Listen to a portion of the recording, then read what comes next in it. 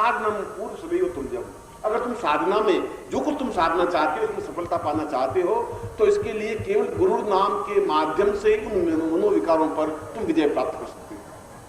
गुरु जो कोई व्यक्ति विशेष नहीं, जो अपने आंतरिक मैल को, उस पात्र को बिल्कुल स्वच्छ कर सके। और हो सकता है कि हम उतने मनोयोग पूर्वक गुरु का नाम नहीं ले सके, ये कोई आवश्यक भी नहीं है। हमको जरूरी नहीं है कि प्रत्येक बीज को चुन चुन करके उस खेत में रख सके। हम बीज को फेंक देते हैं, और बीज को फेंकने के बाद यदि हम पानी दें तो प्रत्येक बीज उगता तो जरूर है। जो सीधा बीज पड़ता है वो जल्दी उग जाता है, जो टेढ़ा पड़ेगा उगेगा जरूर, मगर 5 दिन बाद उगेगा, 10 दिन बाद उगेगा। यदि आप पूर्ण मनोयोग पूर्वक उस मंत्र जाप को करते हैं तो जल्दी आप मनोविकारों से मुक्त हो सकते हैं। और यदि आप वासना युक्त, चिंतन युक्त, स्वार्थ युक्त जबरदस्ती से भी अगर मंत्र जाप करते हैं तो इफेक्ट तो पड़ता ही है, लाभ तो होता ही है।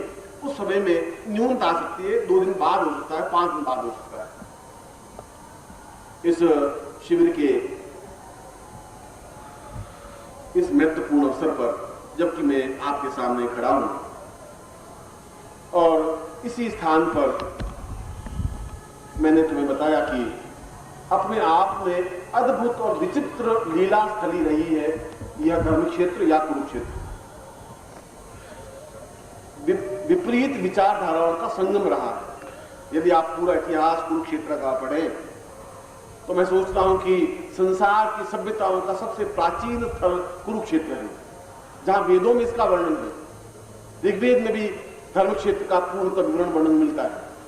जब ब्रह्मा ने सबसे पहले जब वेद मंत्र की रचना प्रारंभ की, जब उनके मुंह से वेद मंत्र का उच्चारण हुआ तो उन्होंने इस धर्म क्षेत्र को आधार माना।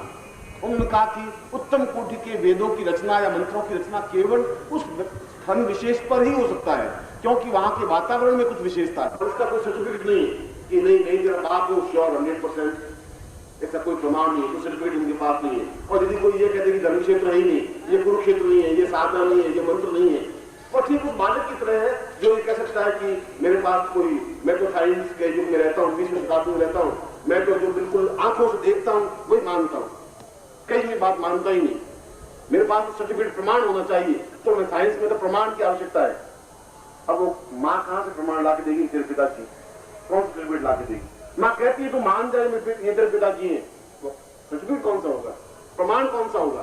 कैसे कन्विंस करेगी माँ या पिता कैसे कन्विंस कर सकता है कि मैं ही तेरा पिता हूं? कई बातें ऐसी होती हैं जहां मानना पड़ता है। और यदि दक्षिण का कोई व्यक्ति कह देती है धर्म क्षेत्र है ही नहीं, ये ब्रह्म सरोवर नहीं है, छोटा सा तालाब है,